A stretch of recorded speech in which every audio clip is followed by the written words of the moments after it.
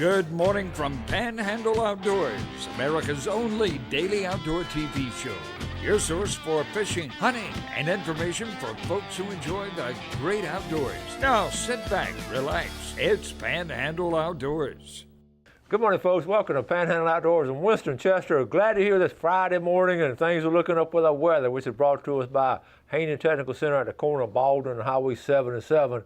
It's looking up because it's getting all the way up to 56 today. It's going to be a heat wave coming through, but man, we've had some frigid weather, and still these mornings are still cool. Lows are not going to be freezing. It's going to be 35. The water temperature is staying at 53, and that's, it's dropped a degree, and it's just really, really cold. So just be aware of that. Don't want to go getting around in the water. Make sure your boat's floating and all that. The river reading brought to us by Sandhill Seafood. A good weekend to go up there and get some fresh seafood. We're looking at Apalachicola Bluntstown at a 3.8, and it's level. And also the Choctaw Caraville 4.8, and they're both doing the same thing. Not much movement whatsoever, so looking good there. Now our tide chart brought to us by Kent Forest Lawn, low at 8:04 and a high at 10:11 tonight. And we're not spending a lot of time on tides because they've just been extremely low with this north wind just prevalent all week long, and it's sort of. And I can testify to that every morning I get up when I get back in and all. It's just water's out the end of my dock. It's been like that week. That's the winter tides we have. So be aware of that. Marine forecast, not bad. North at 3. Now tomorrow's going to warm up to 64 degrees. So go and make plans for a great weekend. Let's take a break. We'll come right back with our guest. Welcome back, and welcome Captain Rick Corley. Good morning. Good morning. Good cold morning. Yeah. Listen, Rick, we were talking, we're drinking a coffee and staying warm and all, but we're talking about this cold weather. I know, and it's just been cold all week long, and of course today's Friday, and it's warming up a little bit, but, I can't help but to think about people that get into trouble in the cold weather, not just on land, but if they hit the water. Right. That hypothermia, we had a drowning on Lake Okeechobee about 2 weeks ago now with that bass fisherman that was thrown out of the boat, and a good, strong, healthy guy, and he just succumbed to hypothermia. Yeah, if your temperatures of the water is 50 degrees or lower, there's an old axiom that says you got 50 minutes to stay afloat, or you can swim 50 yards if you're a 50-year-old. Okay. It's called a 50-50-50 rule. And so be aware that, and you hear people say, well, take your boots off if you go over. No. Keep everything on you can and wear your life jacket, because you can't. It is difficult to swim with that kind of stuff, but that every little bit helps in the way of clothing, especially on your head. You lose a lot of heat right up here. Yeah. And hopefully not get in the water in the first place, but if you do, keep yourself calm and keep a lot of clothes on, and of course be wearing your life jackets, because it doesn't take long. And you get the water temperature below 35 degrees, you only got just a couple of minutes to rescue yourself. And I'm talking about a couple of minutes. It affects you real quick. You become lethargic. You can't. You lose all your strength. So it's uncommon. It's uncommon for it to happen, but it does happen. Like this incident, I remember with duck hunters. A lot of times they'll get in trouble wading out, putting up decoys, and I've been close to that myself, where you sort of step in a hole and lose your balance because you're holding on to the gun and all. So it can happen. Yes, it can, and you just have to be aware of it, guard against it, and don't go by yourself. That's the other thing. If you got more than one person, you got a chance somebody can help you rescue yourself. Go with somebody. Now, we were talking just a minute ago, right before we came on air, about a lot of people seen on Facebook where this really large boat runs over a smaller boat. Yep. And the people just jumped out. This was down in South Florida. Yep. And I'm not going to show it to you, but it's all over YouTube and Facebook and all. I've seen it 3 or 4 times. How in the world can something like that happen? The boat's being run by autopilot on GPS, following a predetermined course, and captain ain't paying attention, or he's gone make him a sandwich or something of that nature, and they forget, hey, this boat don't know what's out there. It's going to run over whatever's there. And they take themselves out of the information loop. That's the reason when I'm running one, even if I'm running it on autopilot, I'm sitting there watching the autopilot do its thing.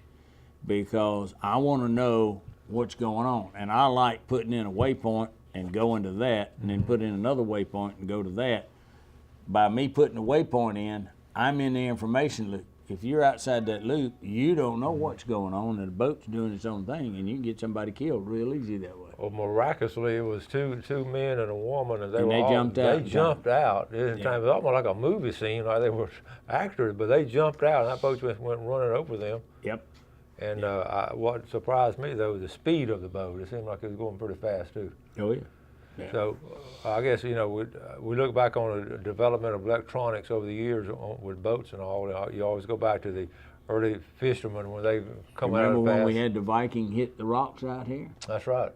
That gentleman had left Tampa and was coming to Panama City, and he put the waypoints between the two inner buoys just inside the rocks. Mm-hmm. The only trouble is he didn't lay that line out and look at it on a chart.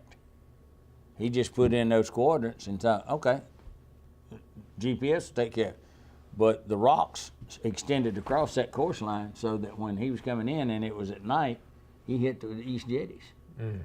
And it totaled the boat out. I mean, there's no kind of, it seemed like there'd be some kind of warning from a radar or something that you better. Well, if he set it up, but the other thing is, anytime you rely totally on electronic equipment, mm-hmm. you got a problem. That's where the Navy gets into trouble right now. Is these kids are being trained. Mm-hmm. They grow up with this stuff on their cell phones and all, and then when they get in there, the Navy's telling them all this stuff will do this, this, and this. But you have to stay in the information loop, because human beings are the only ones that can really make cognitive decisions, mm-hmm. what is right and wrong. That machine's just going to follow what you put in. Mm-hmm. If you put in the wrong information, it's going to do the wrong thing. Yeah. And we see that a lot on the water and in the air. Yep. A lot of times, but that's where in the Navy, as sophisticated as their electronics are, they do still have those accidents. Yes, sir, they do. And they usually have lots more people than mm-hmm. merchant marines, for example. Usually it may have only 1 or 2 people on the bridge. But there again, most of those guys have been at it a long time, and they know that I want to be mm-hmm. in the information loop. I want to know what's going on here. Is this thing doing what I want it to do? They're monitoring. Yeah. And what's happening is a lot of times they're relying on that machine to do its job so they can do something else. And I look on the Mississippi River, and I know you work little barges and all, and you just don't have any brakes and all. And you have accidents there, probably more than you normally would in the early days, wouldn't you? Or is it better now? It's better now. The thing is, they eventually, we tried to tell them for years that don't try to push the river full of barges. Yeah. Cut down and push like 30 instead of 35 or 40. And they would argue with us. Well, when they finally got the computer on board mm-hmm. and they started trying different models, and the computer was showing them mm-hmm. everything that the old timers like us had been telling them was mm-hmm. true. Yeah. They figured it out, because then the machine started telling them. They said, well, the machine's smart, it knows. Sometimes bosses don't listen to the people they should. Well, experience is always, you can't beat that. Experience is the best answer. All right, we got to move along. We got to add some names, and we're going to draw some names, and here we go. I got Ronnie, let's see. I got James Cutts, Linda Cutts, Terry James, Keely Ivy James from Altha. Terry's also from Altha. From Lynn Haven, I got Ronnie Matthews. Okay, this is going to be the Sandhill seafood platter. Big seafood platter, all kinds. So, Rick, I'll let you draw one name out of there. Somebody's going to get to eat old dead fish, huh? That's right. Yeah. It's going to be a good one. Dorothy Haney, out of Parker. Out of Parker. All right. Congratulations, Dorothy. Have a good meal up there. Let's take our break, and we'll be right back. Okay, welcome back. Let's look at caught up on these pictures real quick. We'll go through them. We've got a lot of stuff to do. This is Dennis Hale sent this. This is Glenn Hood at the deer camp up there. Good buck Glenn. Okay, moving along. We got Stacy Lewis sent this in the Florida Panhandle Hunters Facebook page, and very nice 9-point. There'll be some big bucks taken this week. How about Scott Smalley with his son Cameron? Cameron, first rack buck for his wall. Had a great time. I couldn't be more proud of him and his passion for the outdoors. Good job, Cameron Smalley. Mitch Coleman getting back It's getting thawed out down in Mexico Beach. Flora Days is back in the water, and she's ready for the season. So if you want to book a trip with Mitch Coleman and on Flora Days, that's a good. How you like that boat, Rick? I like that boat. I've got one very similar to it. Yeah, that's a good, safe boat. Mm-hmm. This is a fish kill. This is over at Gulf Shores, but we just had one a couple of days ago over here at Crooked Island Sound. It wasn't quite this big, and these winter fish kills, what it is, that oxygen in the water is just depleted because you don't have the algae and stuff like that producing oxygen. So it was really cold, you can have a fish kill. But this is over in Gulf Shores, but we had one, like I said, here locally also. John Cosper, the St. Andrew, the Cosper family. John got him a big old hog. John's a good outdoorsman there. Justin Ross and his Panhandle hunters. This is my grandma got it done this morning. All right, isn't that funny? You usually had a grandmother with a grandson, but now this is just the opposite. The grandson is just tickled with his grandmother. Yeah. Okay, we're gonna come back to this one later. The FWC's installed some fish attractors on Lake Talquin, and I got a better picture of these fish attractors. But these things are really nice right here. See them? I mean, they put them all over Lake Talquin. Lake Talquin is a hot spot for the crappie tournaments and all. So they're just keep on getting places for them, and that's really neat. They did them all over the place. I'll talk more about that later. John Carl Tigman, squirrel hunting. His dad Brad sent this in. Brad went up to work on the farm. He said, I was working at the farm, and John Carl shot 3 squirrels with a pellet rifle during our teacher work day back on this past Tuesday of this week. That's a good shooting right there. Okay, a few whiting caught at Mexico Beach. This is sent to me by Mark Stafford. He went on to say he didn't catch any pompano or flounder, but he really enjoyed it with Joe Nelson, and they watch the show every morning. Also had help from Roger Davis on that, and I got a bigger picture here. There's Mark on the left. Now I don't know what they're doing on the right. I guess he's just talking to him, maybe trying to resuscitate him. All right. Here's our buddy Clay Davis. I'm so proud of Clay. Clay works down at Tarpon Rock Seafood. Has been with him a long time since he got out of high school. Clay is just a fine young man, and this is his first buck. And I'm glad Greg Abrams let him get off work one day to go hunting. This was Wednesday. Greg's a good guy. Clay's the one you go to when you win a prize from here on Panhandle Outdoors. You go ask for Clay, and Clay's just a great kid. So all right, so that pretty well. Okay, that's enough. I'm gonna show some more later, but or Monday, but they keep coming in. But good job, Clay, and all of y'all on those bucks and all. It's just been a good week for hunting and all. Okay, now we got a couple minutes left on getting back to cold weather and water and boats and all.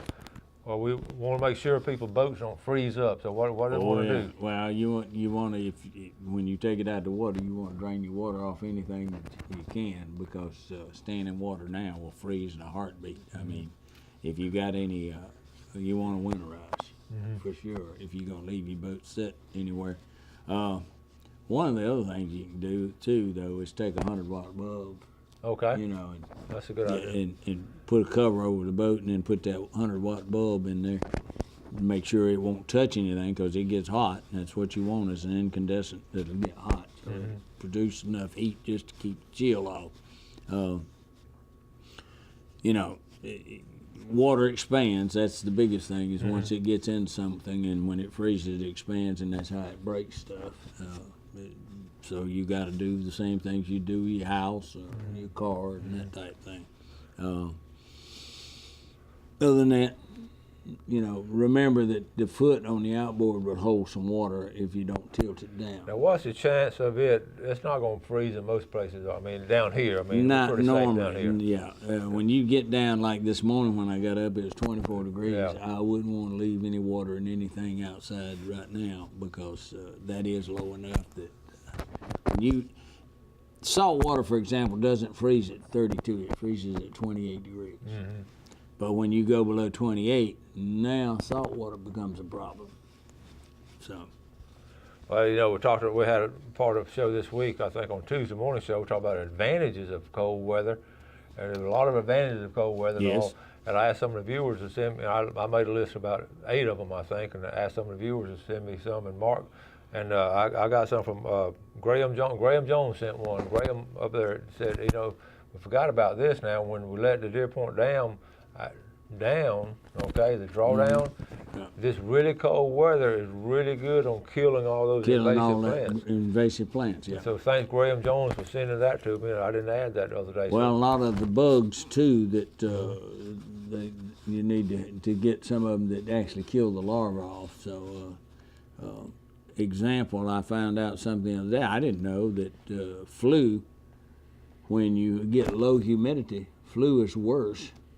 If you have a dehumidifier in your house, I mean a humidifier, it helps avoid the flu, for example, because you keep enough moisture. There's something about the moisture in the air, the flu doesn't do as well as if it is dry. And, you know, we really had some flu problems this year, not just locally, but I had America. I just got over it. In fact, I was going to be on, and I said, no, you don't want to be around me at the time because I was contagious, and it's tough. I was reading I just saw some things. You see so much information thrown at you now that you didn't used to get, and I don't know if growing up, I don't know what I've done. I've had availability to all this information. We had to read back when I was growing up, but now stuff just pops up, and most of it's good. Most of it's informative, and they're talking about, you know, you can get the germ flu like 20.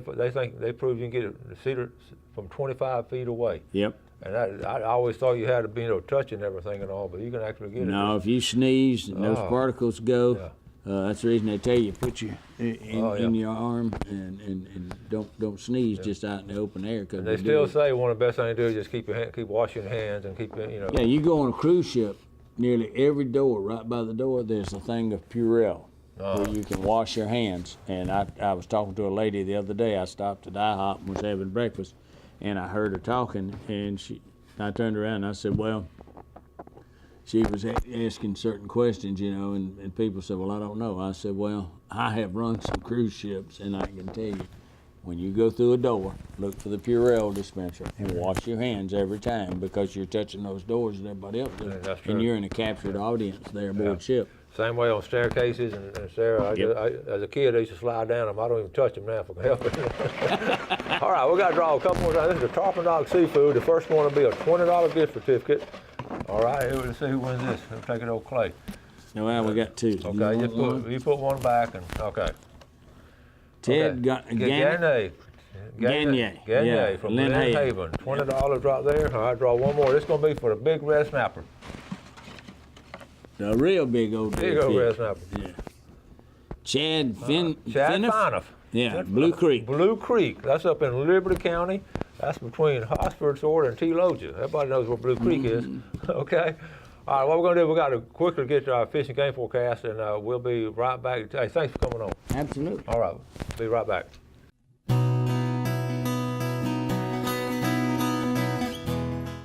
Okay, folks, we're looking. Welcome back to the Famous Friday fishing forecast. I'm looking for Google Earth, and we can't find it, but I know it's on here somewhere. But anyway, I got it, but it's not on my screen. Hey, let me go ahead and get started on what I have, and I'll keep working on this. Okay, what I have. Okay, the fish kills. We're talking about the fish kills. What's going on there is important that we know. All those bait and everything you see this kill, it's going ahead and those kind of things that's going to be good bait and all. So if you can get if they're dead, go ahead and get some and freeze them and use that for good chum or whatever. So we have those fish kills before. We've had them up in the North Bay and all in different places, but we just hadn't had that many lately. So let me move on. The cold weather though, that's bad. So wintertime, here's where to go fishing. Let's talk about when you go fishing first, since I can't get Google Earth. You can go fishing before the front. That's the biggest thing. We talk about it all year. Go fishing before the front, and especially those 24 hours. You know now with the technology we have, the meteorologists tell us when the front's coming in. We're not having any, right when the front is hitting, it's sort of tough, and then afterwards, right afterwards, it's sort of slow, but then in between is always good too, in between the fronts. But right before, you got the pressure dropping, a lot of good things are going on then. So that's fresh water and salt water, especially there's salt water in the bay.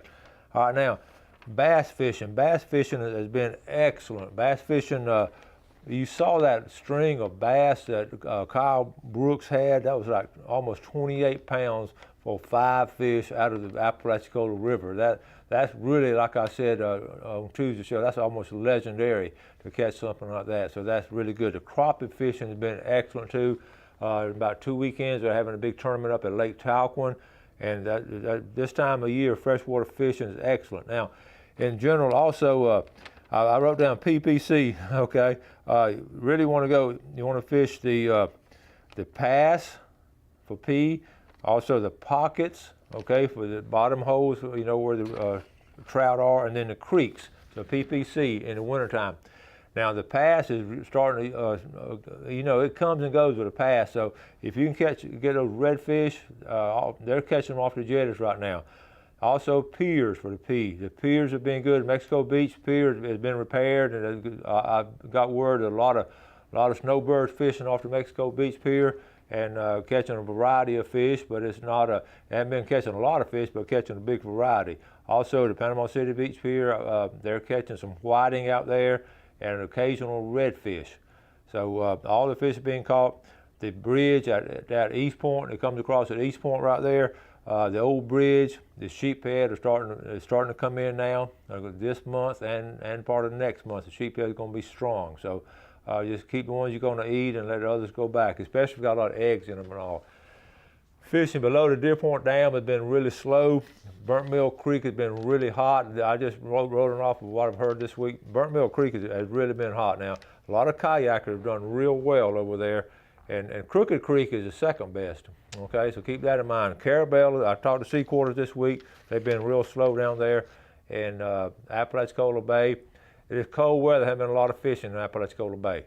Choctawhatchee Bay, I don't have a report from Choctawhatchee Bay, so I'm not going to make up anything. But I do know one thing, it's been cold over there. So this weekend should be a really good time to go to what, you know, you got to choose between the woods or the water. That's always a tough decision for me. I got to get out of here. Thank y'all for watching this week. Got a big plans for next week's show.